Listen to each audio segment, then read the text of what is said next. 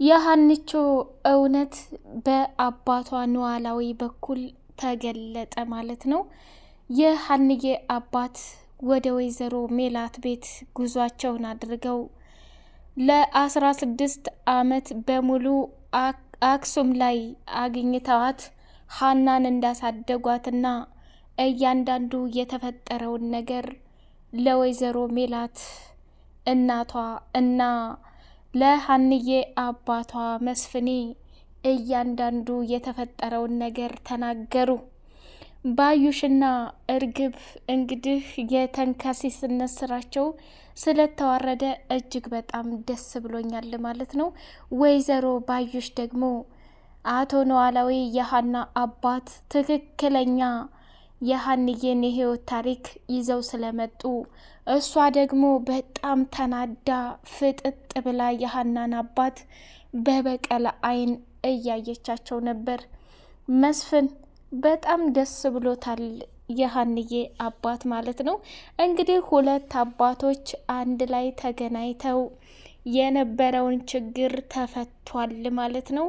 ዲኤንኤው መጣም አልመጣም እጅግ በጣም ትልቅ ሰውና ሀቀኛ ሰው ስለሆናችሁ አምነን ተቀብለናል ብለው ወይዘሮ ሜላትም እንግዲህ ተንበርክካ የሀንዬን አባት ለ16 ዓመት ሙሉ ልጄን ከመንገድ ላይ አንስተህ ስላሳደክልኝና እንደዚች ጨዋ የመሰለች ልጅ ስለሰጠኸኝ አመሰግናለሁና ለተፈጠረው ነገር ወይንም ልጄ እርግብ ናት እያልኩኝ ስከራከርና ስማጎት ለነበረው ነገር እጅግ በጣም ይቅርታ ብላ ደምን ባለቀሰች። እንግዲህ አቶ ኖላዊ እንኳን ላይ ይቅርታ ቀርቶ አይደለም አሴር ወይንም ጆሮ ከነበረበት ቦታ ላይ ዛሬ ለሰው ሀሳቢና አዛኝ እንዲሆን ያደረጉት የሀና አባት ናቸው ማለት ነው። ሀንዬ ደግሞ ከጎን ከመስፍን የጎን ቁጭ ብላ የአባቷን ኖላዊ ንግግርና የእናቷን ወይዘሮ ሜላት እንባ እያየች እሷም ደግሞ ስቅ ብላ አንገቷን ደፍታ አልቅሳለች ማለት ነው። ሀንዬ ያው እንግዲህ ያለምንም ውሸት እውነትን ተከትላ ትክክለኛ የሜላትና የመስፍን ልጅ መሆኗን ውስጧ ስለነገራት የሀኒን እንግዲህ ትክክለኛ የህይወቷን መረጃ በሙሉ ሙጥጥ አድርጋ ሰርቃ በስተመጨረሻ እርግብ የምትባል ልጅ የሰው የሆነ ነገር ይዛ የኔ ነው ብላ ስታስለቅሳት እሷም ደግሞ በውስጧ እውነት ስላለ የአንገት መስቀሉና እንዲሁም ደግሞ ፎቶግራፉ የራሷ መሆኑን 100% እርግጠኛ ስለሆነች በተደጋጋሚ አባቷ ያሳያት ነበር። የአንገቷም ሀብል ደግሞ በጨነቃት ጊዜ እና የሆነ ጭንቅ ውስጥ በገባይ ጊዜ ሁሌ አባቷን አልብሰኝ እያለች ትጠይቀው ነበር ማለት ነው። ዛሬ ላይ ግን ሁሉም ሰብሰብ ብለው ሁለት አባት እናታቸው መካከል ላይ ሆና ይቅርታ በማለት ሁሉንም ጠይቀዋል ማለት ነው። እንግዲህ አቶ መስፍኔም ደግሞ ለረጅም ጊዜ ከሀገር ከ13 ዓመት በላይ ወጥቶ እንደመጣ ግልጽ ነው። ግን በጣም ተወዳጅና ስስ ልጃቸውን ሀንዬ ወይንም ሀሴት የራሳቸው ልጅ መሆኗን ስላረጋገጡ እጅግ በጣም ደስ ይላል ማለት ነው። እንግዲህ ሀኒ በተደጋጋሚ ለአባቷ ተናግራለች። አባዬ በእኔ ታሪክ እንኳን መሰረት የወለዱ ቤተሰቦቼ ቢገኙ እኔ አንተን በማንም በምንም አይነት ልቀይርህ አልችልም እያለች ብዙ ጊዜ ቃል ገብታለታለች።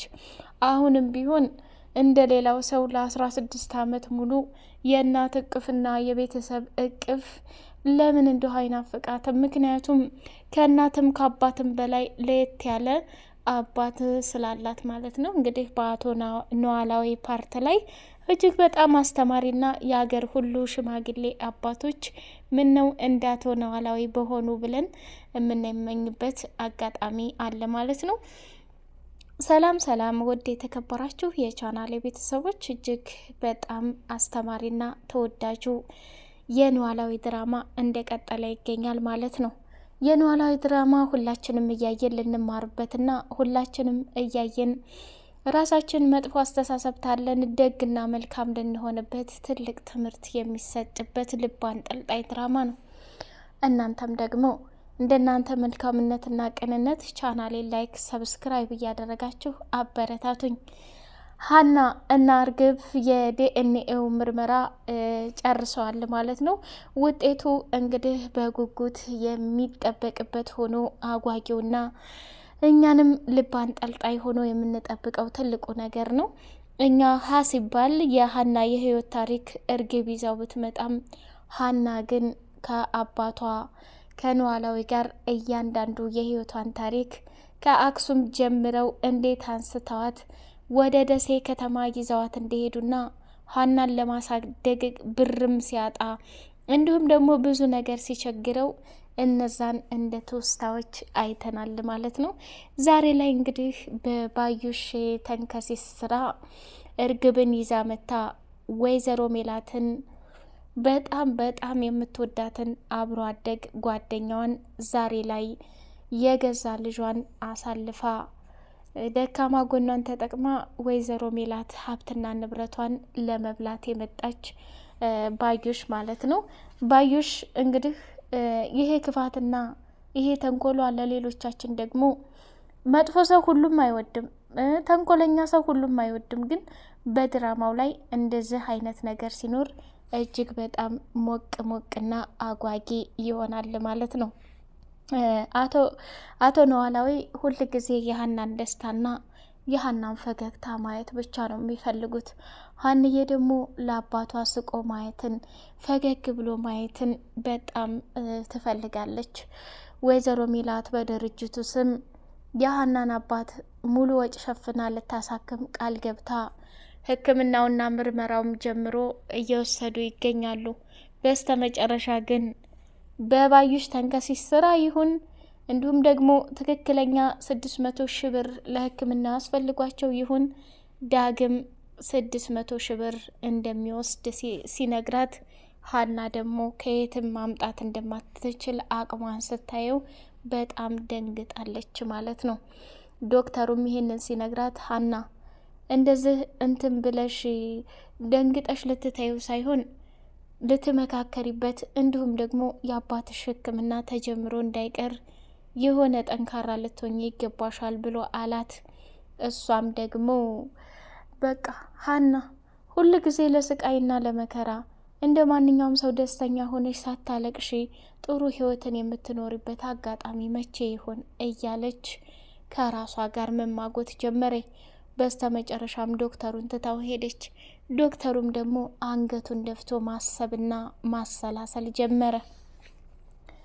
ሜላት እንግዲህ ከስራ ቦታ ቆይታ ስትመለስ ምላሴ ከትምህርት ቤት መጥቶ አገኘችውና እማዬ ምን ያጣድፍሻል ብሎ አላት። እኔማ እቤት ብቻህን እንዳትሆን ብዬ ነበር እየሮጥክ የመጣሁት፣ አንተ ግን ቀርመኸኛል ብላ አለችው። አባዬና እህቶቼሳ ብሎ ሲል ከምርመራ ገና አልወጡም፣ ግን እኔ አንተ ብቻህን እንዳትሆን ብዬ ነው የመጣሁት ብላ አለችው። ምሳ በላህ?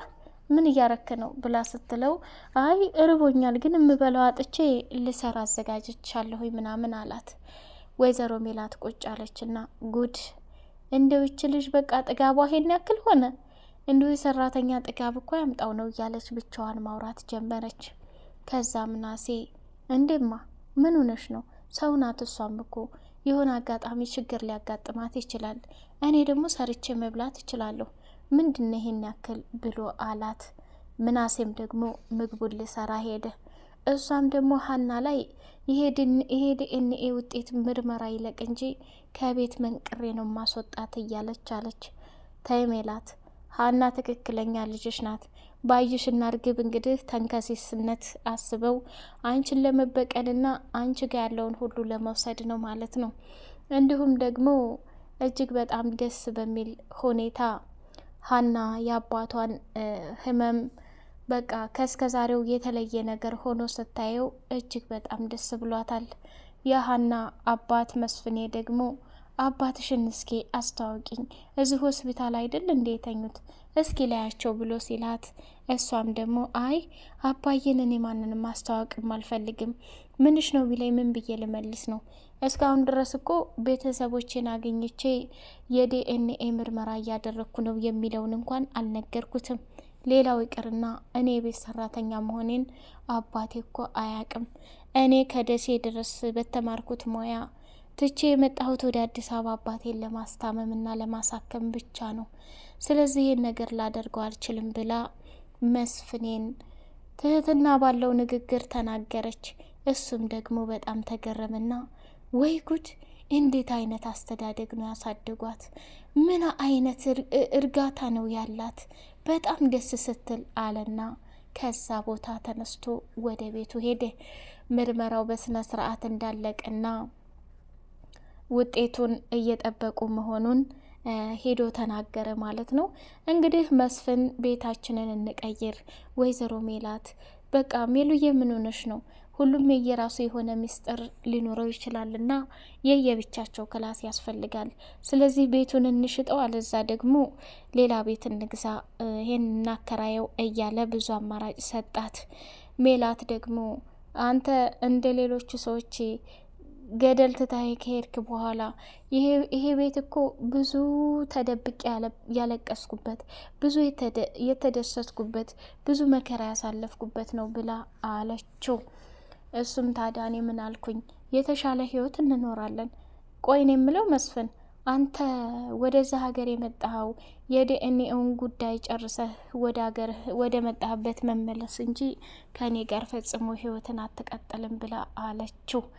እንግዲህ ሰላምም ደግሞ አባቷን ከሀናና ከእርግብ ማንኛው ልጅህ ብትሆን ትፈልጋለህ እያለች አማርጣው ነበረ።